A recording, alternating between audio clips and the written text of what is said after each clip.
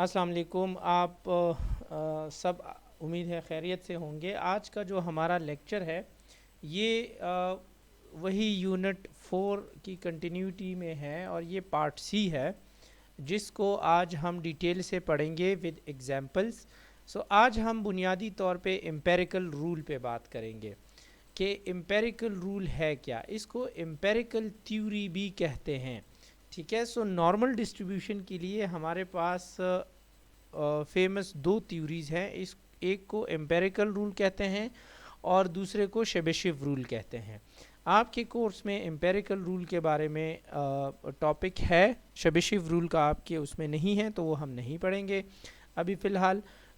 हमारे पास जैसे हमने पिछले स्लाइड में पढ़ा था कि नॉर्मल डिस्ट्रीब्यूशन जो होती है, जो कर्व शेप बनती है, ठीक है, ये कर्व शेप बुनियादी तौर पे अगर इसमें डेटा नॉर्मली डिस्ट्रीब्यूटेड हो, ऐसे बेल शेप्ड कर्व हो, तो इसमें एक हमारे पास सेंटर में मीन होता है और सेंटर के दोनों साइड पे हमारे पास स्टैंडर्ड डिविएशन होता है।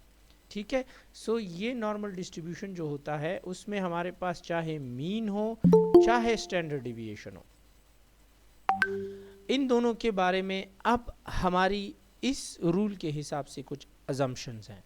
जो एम्पेरिकल रूल है उसकी कुछ अजम्पशन है और वो क्या है, ये कहता है कि जो मीन है वो तो बिल्कुल यहाँ सेंटर में आ रहा होता है, आपको इसका पता है।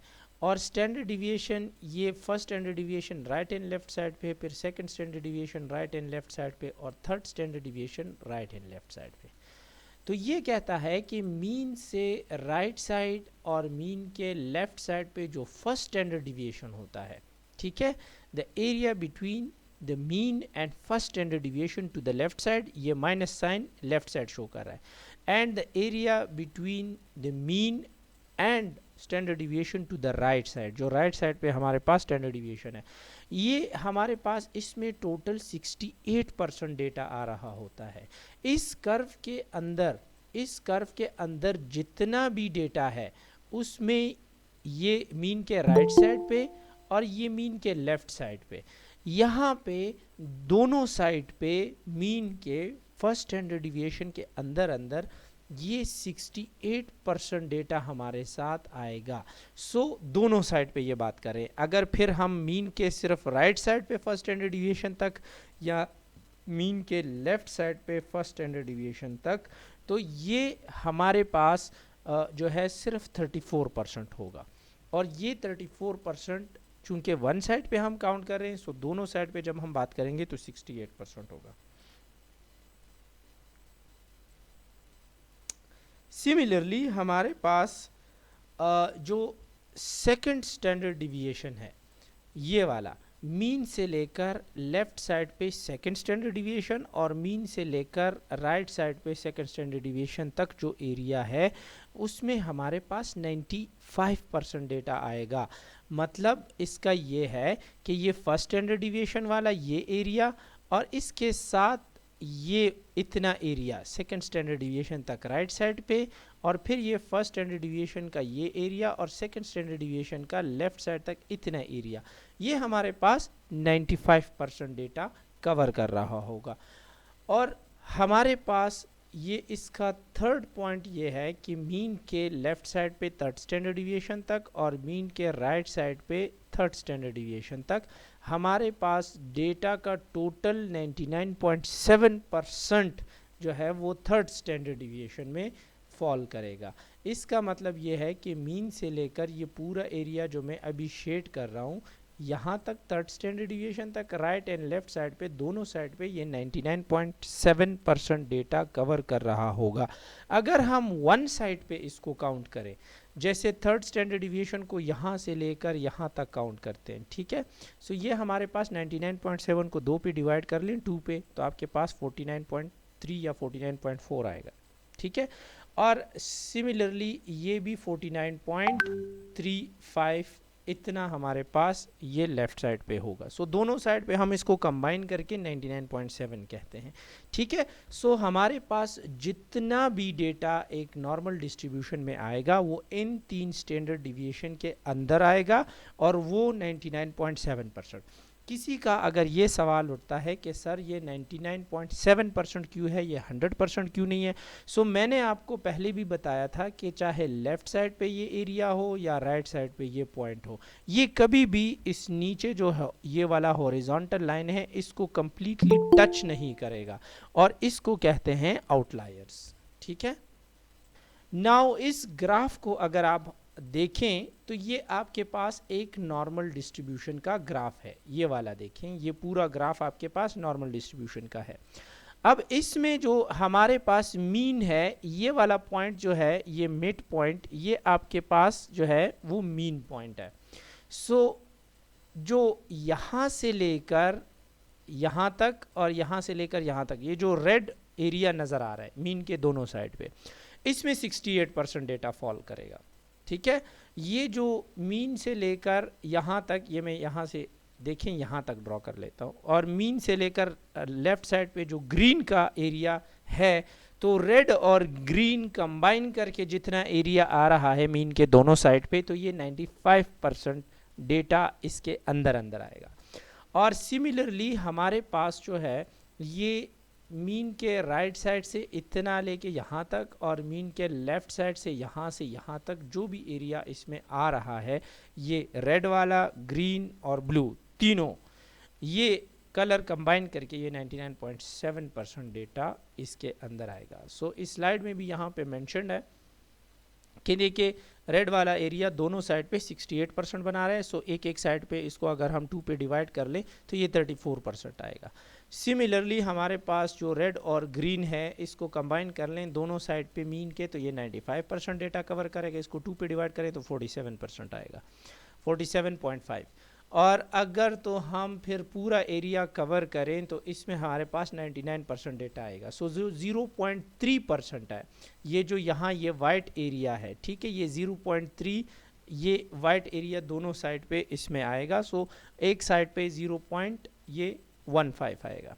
सो 0.15 on the right, 0.15 on the left. ये बुनियादी तौर पे वो थोड़ा बहुत डेटा ऐसे होता है जो आउटलायर में हम काउंट करते हैं, इसको हम कहते हैं आउटलायर, क्योंकि ये डेटा में थोड़ी सी स्प्रेड अगर होगी तो ये इस एरिया में होंगी।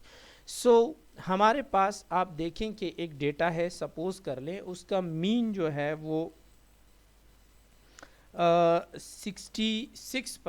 66 है और जो हमारे पास उसका स्टैंडर्ड डिविएशन है तो वो हमारे पास 11 है। ये देखें, सो हमने यहाँ पे मीन 66 ले लिया और स्टैंडर्ड डिविएशन चूंकि 11 है, तो राइट साइड पे एक बार स्टैंडर्ड डिविएशन को 66 के साथ प्लस करेंगे तो ये हमारे पास बन जाएगा 77। और लेफ़्ट साइड पे अगर हम एक बार 11 को इसी 66 से माइनस करेंगे तो ये हमारे पास 55 बन जाएगा।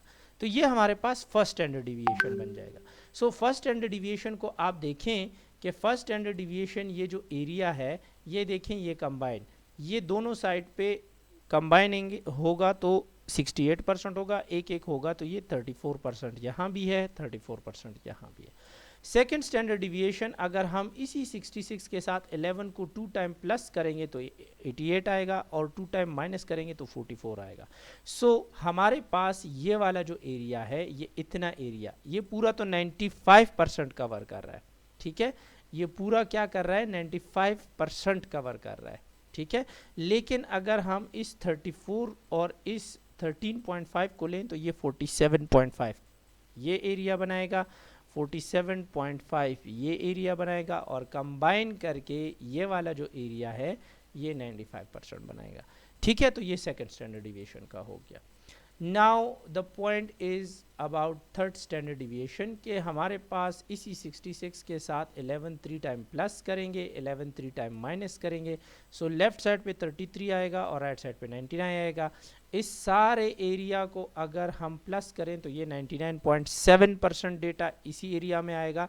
लेकिन अगर मीन से लेकर इस एरिया तक काउंट करें तो ये 49.35 बनाएगा और ये भी 49.35 बनाएगा।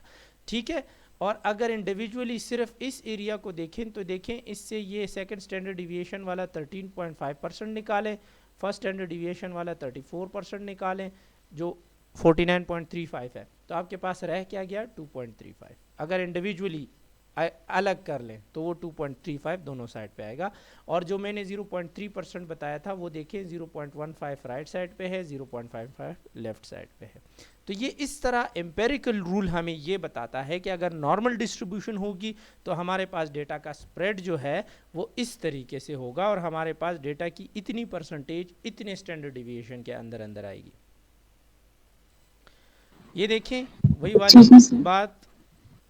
नाउ ये रूल जो है वो डेटा, रियल डेटा के लिए कितना ठीक है, अब इसको टेस्ट करते हैं एक एग्जाम्पल के थ्रू। सपोज कर लें आपके पास मीन वेट जो है 120 रनर्स हैं, खिलाड़ी हैं 120 दौड़ने वाले, ठीक है।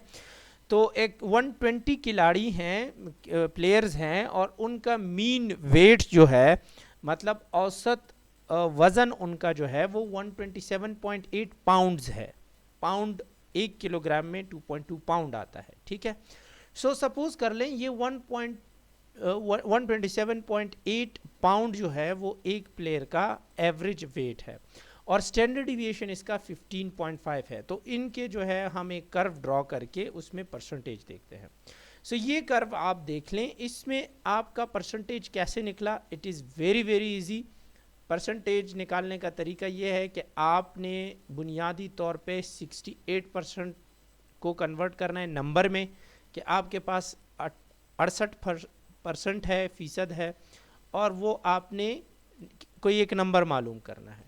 तो ये देखें कि आपके पास टोटल नंबर ये क्या है। तो ये आपके पास 120 है, तो आप इसको फ्रैक्शन में कन्वर्ट कर लें। ये परसेंट जो है ये आप फ्रैक्शन में कन्वर्ट कर लें। तो देखिए परसेंट को हमने फ्रैक्शन में कन्वर्ट कर लिया, इशारे में कर लिया।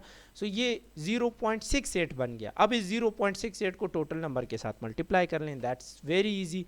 सो अगर आप मल्टीप्लाई करेंगे तो 82 आएंगे, इसका जवाब 82 आएगा।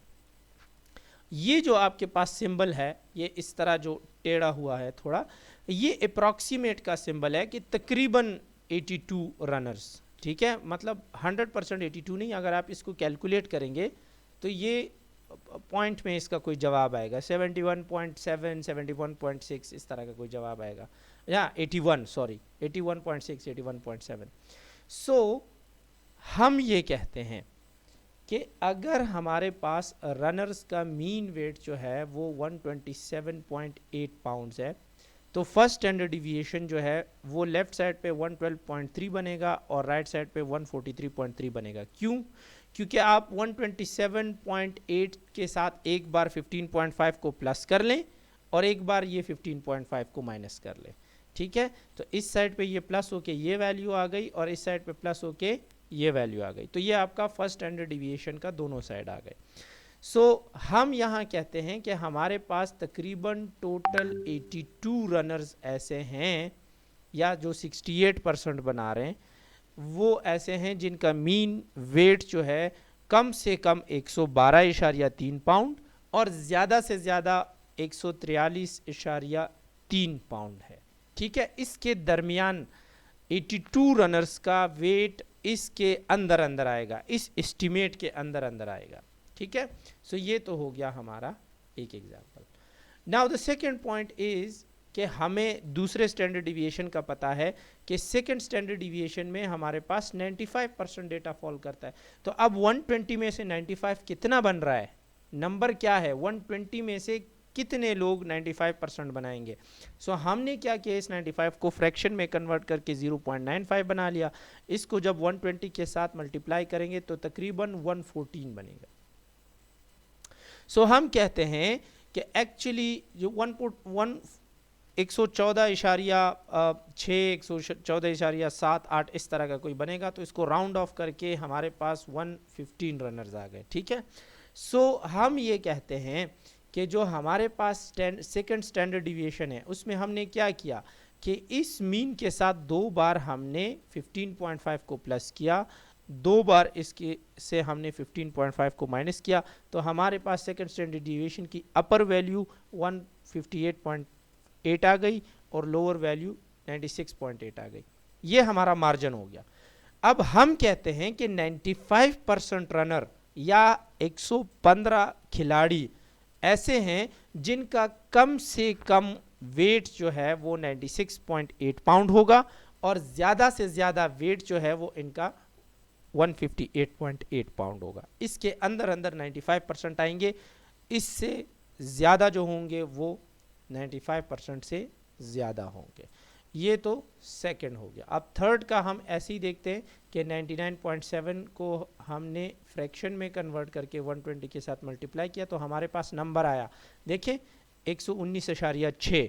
तो ये 0.6 है, चूँकि 0.5 से ज़्यादा है तो इसको जब राउंड ऑफ करेंगे तो हमारे पास 120 आएगा। सो हमने क्या किया कि मीन के से हमने लेफ़्ट साइड पे 3 बार 15.5 को माइनस किया और 3 बार प्लस किया, तो हमारे पास जो थर्ड स्टैंडर्ड डिविएशन की अपर वैल्यू 174.3 आ गई, लोअर वैल्यू जो है वो 81.3 आ गई। और हम कहते हैं कि जो हमारे पास 99.7% प्लेयर्स ऐसे थे जिनका कम से कम वेट 81.3 आया और ज़्यादा से ज़्यादा वेट 174.3 आया। ये एक और एग्जाम्पल कर लेते हैं। सपोज कर लें सैट स्कोर है। सैट एक टेस्ट है जो कि अमेरिकन कॉलेजेस में कंडक्ट होता है, या यहाँ पे जो बीकन हाउस और कैम्ब्रिज वगैरह स्कूल्स हैं उनमें भी ये टेस्ट कंडक्ट होता है। सो सपोज कर लें कि सैट स्कोर जो है वो रफली फॉलो करता है नॉर्मल डिस्ट्रीब्यूशन को, मतलब उसमें जो मार्क्स की डिस्ट्रीब्यूशन है वो रफली नॉर्मल डिस्ट्रीब्यूशन है, बिल्कुल 100% एक्यूरेट नहीं है लेकिन रफली है। So in the US population of college bound student के अमेरिका में जो कॉलेज के स्टूडेंट हैं उनके अंदर जो उनके जो सैट स्कोर हैं वो हार्डली नॉर्मल डिस्ट्रीब्यूशन का एक पैटर्न फॉलो करती है। सो उसमें उन्होंने एक रेंज बताई है कि उसका रेंज जो है वो 200 से 800 के बीच है, मतलब कम से कम स्कोर जो है वो 200 है और ज़्यादा से ज़्यादा स्कोर जो है वो 800 के है। सो हमारे पास जो एवरेज मैथ स्कोर है वो 500 का है और इसका स्टैंडर्ड डिविएशन जो है वो 50 का है। ठीक है, सो आपको ये बता दिया, एक तो आपको रेंज बता दी कि भाई minimum 200 maximum 800, average math score 500 है, स्टैंडर्ड डिविएशन 50 का है।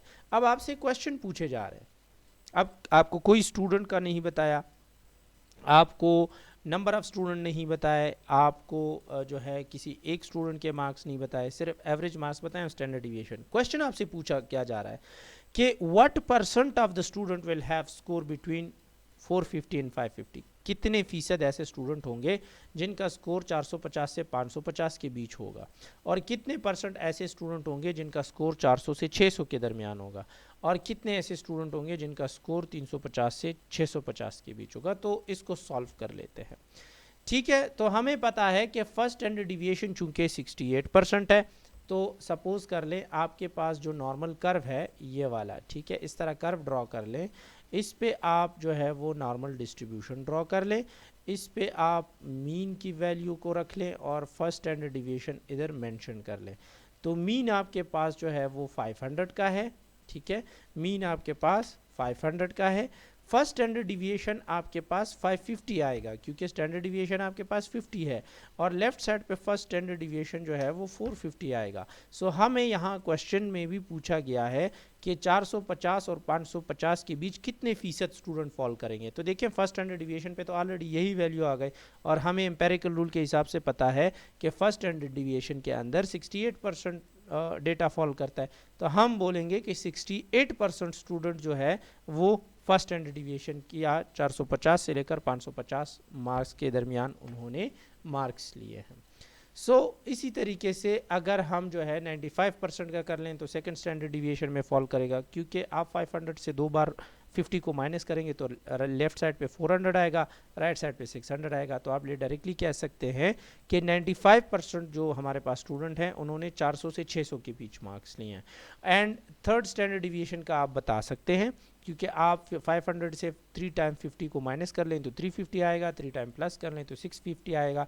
बीच में आपको पता है कि 99.7% डेटा फॉल करता है, तो 99.7% स्टूडेंट ऐसे हैं जिन्होंने 350 से 650 के बीच वो एक मार्क्स उन्होंने अटेन किए हैं।